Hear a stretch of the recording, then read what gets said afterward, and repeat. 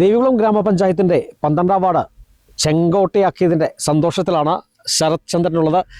ജയിച്ചു അല്ലേ? അങ്ങനെ അതെ അതെ, വളരെ സന്തോഷം. ഈ പഞ്ചായത്ത് രൂപീകൃതമായത് മുതൽ ഇവിടെ ഇടതുപക്ഷം മാത്രമാണ് വിജയിച്ചിട്ടുള്ളത്. ആ വിജയത്തിന്റെ തുടർച്ച ഉണ്ടാക്കാൻ വേണ്ടി നല്ല ഭൂരിപക്ഷത്തോടുകൂടി വിജയിക്കാൻ വേണ്ടി സാധിച്ചതിൽ അതിയായ സന്തോഷമുണ്ട്. എത്ര വോട്ടിനാണ് ജയിച്ചത്? 144 വോട്ടുകളുടെ ഭൂരിപക്ഷത്തിലാണ് ജയിച്ചിരിക്കുന്നത്. ഈ പ്രചാരണ രംഗത്തൊക്കെ ഇറങ്ങിയപ്പോൾ ഒരു പ്രതീക്ഷ ഉണ്ടായിരുന്നോ? തീർച്ചയായിട്ടും തുടക്കം മുതൽ തന്നെ വളരെ ആവേശത്തോടു കൂടിയാണ് ദേവികുളം ജനത ഓരോ സ്ഥാനാർത്ഥിയെയും 3 LDF സ്ഥാനാർത്ഥികളെ ഏറ്റെടുത്തത്. ആ ദേവികുളം ജനത അവർ നൽകിയ വോട്ടുകളിലൂടെ അത് അരക്കിട്ടുറപ്പിക്കുകയും ചെയ്തു. ഈ പ്രചാരണ രംഗത്ത് ഇറങ്ങിയപ്പോഴത്തേക്കും ആളുകൾ വിവിധ ആവശ്യങ്ങളൊക്കെ ഉന്നയിച്ചാണല്ലോ, പോരായ്മകളും ഞങ്ങൾക്ക് ഇതൊക്കെ വേണം അങ്ങനെയുള്ള ഒരു ആവശ്യങ്ങളൊക്കെ ഉന്നയിച്ചിട്ടുണ്ടായിരുന്നു. തീർച്ചയായിട്ടും നിരവധിയായ ആവശ്യങ്ങൾ, അതായത് കഴിഞ്ഞ കാലങ്ങളിലെല്ലാം LDFന്റെ ഭരണ നേട്ടം എന്നുള്ള നിലയ്ക്ക് ഇവിടെ അത്യാവശ്യം വേണ്ടുന്ന റോഡ് വികസനം, കുടിവെള്ളം, അതുപോലെ വൈദ്യുതി, വഴിവിളക്കുകൾ, അങ്ങനെയുള്ള ആവശ്യങ്ങളെല്ലാം കാലാകാലങ്ങളിൽ നടപ്പാക്കിയാണ് വന്നിരുന്നത്. അതിൻ്റെ പൂർത്തീകരണം ഉണ്ടാകേണ്ടതുണ്ട്. ചുരുക്കം ചില റോഡുകൾ, കോൺക്രീറ്റ് വർക്കുകൾ പൂർത്തീകരിക്കേണ്ടതുണ്ട്. അതുപോലെ അടിയന്തര ആവശ്യം എന്ന് പറയുന്ന ഈ പ്രദേശത്ത് എല്ലാ മേഖലയിലും തന്നെ കുടിവെള്ളത്തിൻ്റെ ഗുരുതരമായ പ്രശ്നങ്ങളുണ്ട്, അത് പരിഹരിക്കേണ്ടതുണ്ട്. അതുപോലെ വൈദ്യുതി വിളക്കുകൾ പുതുതായി സ്ഥാപിക്കേണ്ടതുകൊണ്ട് ഉള്ളത് മെയിൻ്റനൻസ് നടത്തേണ്ടതുമായിട്ടുണ്ട്. അത്തരം കാര്യങ്ങൾ ആവശ്യങ്ങളായിട്ട് പലരുടെയും ഭാഗത്തു നിന്നുണ്ടായിട്ടുണ്ട്. അതിന് എല്ലാ പ്രാധാന്യവും കൊടുത്തുകൊണ്ടുള്ള പ്രവർത്തനങ്ങളായിരിക്കും സംഘടിപ്പിക്കുക.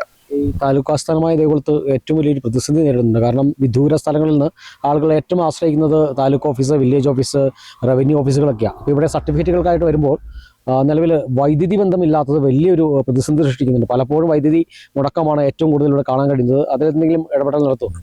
വൈദ്യുതി മുടക്കവുമായിട്ട് ബന്ധപ്പെട്ട വിഷയങ്ങളിൽ ഞാൻ ലോക്കൽ സെക്രട്ടറി ആയിട്ടിരിക്കുമ്പോൾ മുതൽ ഇടപെട്ടുകൊണ്ടിരിക്കുന്ന ഒരു വിഷയമാണ്.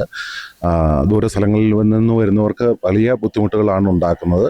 അതിന് പുതിയതായിട്ടൊരു വൈദ്യുതി ലൈൻ ദേവികുളത്തേക്ക് ഈ തോട്ടം മേഖലയിൽ കൂടി അല്ലാതെ, മരങ്ങൾ നിൽക്കുന്ന മേഖലയിൽ കൂടി അല്ലാതെ NH സൈഡിൽ കൂടി ഒരു വൈദ്യുതി ലൈൻ ദേവികുളത്തേക്ക് എത്തിക്കുന്നതിന് വേണ്ടിയിട്ടുള്ള പ്രവർത്തനങ്ങൾ ആരംഭിച്ചിട്ടുണ്ട്. അതിൻ്റെ വർക്കുകൾ പുരോഗമിക്കുന്നു. അതിൻ്റെ അകത്ത് വേണ്ട ഇടപെടലുകൾ നടത്തും. അതുകൂടാതെ മറ്റൊരു ഗുരുതര പ്രശ്നമാണ് ഇവിടെ നെറ്റ് ലഭ്യത ഇല്ല എന്നുള്ളത്. പല ഓഫീസ് കാര്യങ്ങളും ഇപ്പോൾ എല്ലാം ഡിജിറ്റൽ രീതിയിൽ പോയിക്കൊണ്ടിരിക്കുമ്പോൾ ഇവിടെ ആവശ്യത്തിന് ഫോൺ സംവിധാനം പള്ളിവാസൽ വരെ എത്തിയിട്ടുള്ളൂ. അത് ദേവികുളത്തേക്ക് അടിയന്തരമായിട്ട് എത്തിക്കുന്നതിന് വേണ്ടുന്ന ഇടപെടലുകളും എൻ്റെ ഭാഗത്തു നിന്നും ഉണ്ടാവും. എന്താണ് ആദ്യഘട്ടമായി ഒരു വികസനം എന്ന നിലയ്ക്ക് നടപ്പിലാക്കാൻ ശ്രമിക്കുന്നത്? ഒരു പ്രത്യേക പ്രൊജക്റ്റ് ആദ്യമേ തന്നെ ലക്ഷ്യം ചെയ്ത് ഞാൻ പറയാൻ ഉദ്ദേശിക്കുന്നില്ല. പഞ്ചായത്ത് രാജ് ആക്ടിന് വിധേയമായിക്കൊണ്ട് ഈ പ്രദേശത്തെ സാധാരണ ജനങ്ങളിലേക്ക് എല്ലാ വിധത്തിലുള്ള ക്ഷേമ പ്രവർത്തനങ്ങളും എത്തിക്കുക. അതോടൊപ്പം തന്നെ നമുക്ക് ടൂറിസത്തിന് വളരെയേറെ പ്രാധാന്യമുള്ള ഒരു പ്രദേശമാണ്. മൂന്നാറിനോട് ഏറ്റവും അടുത്ത് കിടക്കുന്ന, എന്നാൽ മൂന്നാറിൻ്റെ തിക്കും തിരക്കുകളും ഇല്ലാത്ത ഗ്രാമാന്തരീക്ഷത്തിലുള്ള ഈ പ്രദേശം കൂടുതലായിട്ട് ടൂറിസം രംഗത്ത് വികസനം കൈവരിക്കേണ്ടതുണ്ട്. അതിനാവശ്യമായ പ്രവർത്തനങ്ങൾ, ടൂറിസ്റ്റുകൾ വന്നു കഴിഞ്ഞാൽ അവർക്ക് ആവശ്യമായ പ്രാഥമിക ആവശ്യങ്ങൾ നിർവഹിക്കുന്നതിന് ഉൾപ്പെടെയുള്ള സംവിധാനങ്ങൾ ഒരുക്കേണ്ടതുണ്ട്. അതുകൂടാതെ സംസ്ഥാന സർക്കാരിൻ്റെയും നമ്മുടെ പ്രിയങ്കരനായ MLA നിലവിൽ പ്രഖ്യാപിച്ചിരിക്കുന്ന പദ്ധതികൾ തന്നെയുണ്ട് ഈ മേഖലയിൽ. അതെല്ലാം പൂർത്തീകരിക്കുന്നതിന് ആവശ്യമായ ഇടപെടലുകൾ ഈ പഞ്ചായത്ത് ഭരണസമിതിയുടെ ഭാഗത്തു നിന്നും നടപ്പിലാക്കുക എന്നുള്ളതാണ് ഒരു പ്രധാന ലക്ഷ്യം. ഏതായാലും താലൂക്ക് ആസ്ഥാനമായ ദേവികുളത്ത് നല്ലൊരു വികസനം ഉണ്ടാകണം. എല്ലാവിധ ആശംസകളും നേർന്നുകൊള്ളുന്നു. ക്യാമറമാൻ AP രാജയ്ക്കൊപ്പം ഗിരീഷ് ആന്റണി, കേരള വിഷൻ ന്യൂസ്, ഇടുക്കി.